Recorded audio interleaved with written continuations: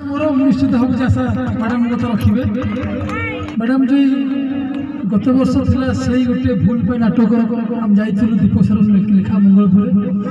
दैदारी नना दीपसर मु जीतु भाई चाह पीलु बाहर बहुत सब से नाटक जो भिलान भल अभिनय करते से रोमांटिक सीन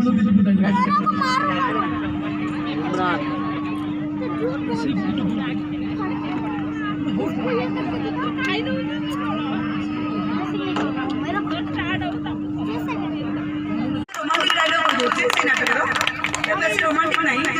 से नाटक पूरा पात्र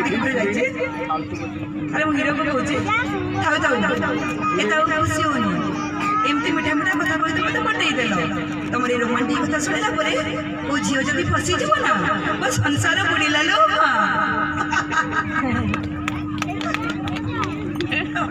धन्यवाद